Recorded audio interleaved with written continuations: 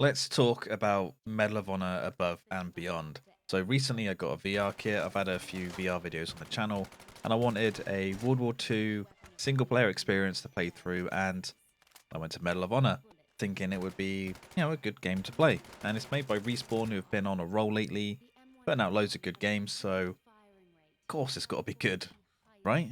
But no, it's not good at all. So we'll go through some points I've got on the game. Let's start with the main menu, because whenever you boot up a game, you're instantly going to go into the options, play around with the graphics settings to get something that feels right for you. But in this game, there's pretty much no graphics options. You can't change like texture quality, effect quality, post-processing, lighting, shadows. It's not there. It's only anti-aliasing that you can change. Like, I've no idea why you can't change something as basic as texture settings. It feels really lazy, like they haven't put in these extra texture options. Like, why? And then you look at the Steam profile page, and the minimum specs are pretty much the exact same as the recommended. The only difference is the graphics card that changes. So what I think they've done here, or not done, is really put any work into optimizing the game or extra options of the graphics so more people can play it who have like weaker systems. Like these sort of graphic settings you'll get would usually be in like asset flip games. But actually no, even asset flip games have more options than this. Really big negative towards the game. But let's hit on the gunplay, because it's a first-person shooter. The gunplay needs to be good, right? And the gun selection in Medal of Honor Above and Beyond is pretty good. They've got all the usual World War II guns in here. Your bolt action, Kar 98, Springfield, MP40 Thompson, the machine guns, BAR. They've got some extra guns in there, like a lever action rifle straight out of like Red Dead Redemption. Doesn't fit the era at all, but it's just a nice little extra thing to have in the game. But the gunplay, it is kind of immersion breaking. And this is a really small point, but when you're reloading, say, an automatic weapon, you may shoot a couple of shots and then reload, as you usually do, because this game counts how many bullets you have and not how many magazines. But every time you reload, you need to perform like a full reload, taking the magazine out, putting a new magazine in, then pulling the charging handle to put a bullet into the chamber. But since you've done a reload when you've already had like bullets left over in that magazine, there will already be a bullet in the chamber ready to fire, so you won't need to pull the charging handle. So it doesn't make sense. Like, one of the reasons you would reload in a game before you empty your clip is so you have a shorter reload animation, so you don't have to pull the charging handle, so you're ready to engage quicker. It just breaks that immersion a little bit.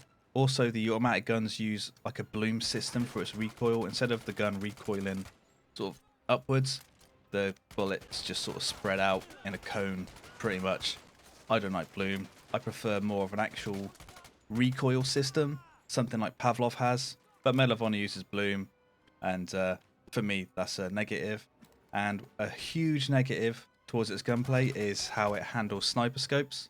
So when you grab a sniper, as soon as you grab the rifle with two hands, your view just changes to a sniper scope. Like, your whole screen changes to a scope. Now, if this was a traditional game played on a monitor, this is kind of how sniper rifles are done anyway. You know, when you right click to ADS, your scope appears in the middle of your screen. But when it appears like this in virtual reality, it's terrible. It feels and looks terrible because it's zooming in. It doesn't enhance any of the zoomed in image, so it's all pixely and, well, terrible. When comparing this to something like Pavlov, when you grab a sniper rifle with two hands, it doesn't magically make a scope appear in your face. You just naturally bring the sniper scope up to your face so you can peer down the scope. I'm going to show you this in a video that I put on the channel where I'm sniping using a Mosin sniper, and it's more natural, it's more immersive, it's how it should be. Why Respawn went down this route with the sniper scopes, no idea. It feels like laziness, really. Like they didn't want to put the work in to make the scopes work as a scope should. Now, another negative is the level design. Each level you play within a mission is incredibly small. Like any 1v1 first person shooter map that you can probably think of will be bigger than the levels in Above and Beyond. What I'm showing you on this level, you walk up towards this house and you defend the house. That's the level. And this level, you start in this house and you literally just need to run down to the end of the street and that level's done. The levels are so small. I have no idea why they just didn't like make a large level that you have to work your way through. Even if it's like a corridor shooter experience like Call of Duty, it'd be so much better than just walking forward a few meters and then stopping. Like this level here at this farm, this entire section you can see is the level. You get to the farm, you get driven there, you speak to these guys, and then some Germans come, and then you have to kill the Germans, and that level ends. Also, during these levels, you may get told to go speak to this person, or go over here, or go over there, and the game will just teleport you to these locations instead of you having to walk there. Again, it's very immersion breaking, having just randomly like teleported around. That's not what you want in a virtual reality experience. You want to move there yourself. And because of the short level design and the sort of teleportation, it's like there's so many little loading screens all the time. Instead of just having an uninterrupted experience, it's an interrupted immersion breaking experience. There is multiplayer in the game, but I didn't play it. I didn't want to play it after experiencing what I played with the single player campaign. And I feel that Medal of Honor Above and Beyond is a huge missed opportunity, and I cannot recommend it to anyone. If you want a first-person World War II experience, Pavlov is your game.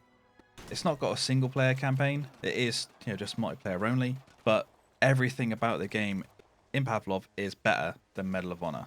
I really hope someone comes out with a good single-player campaign World War II, virtual reality shooter soon, because I would just love to play it.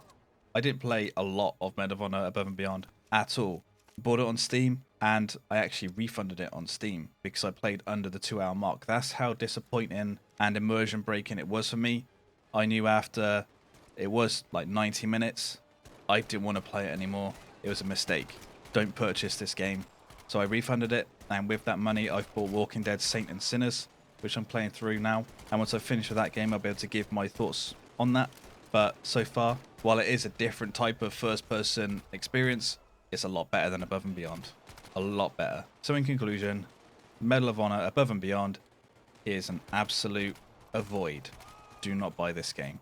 If you like this video and you want more content, please give it a like, subscribe, and thank you for watching.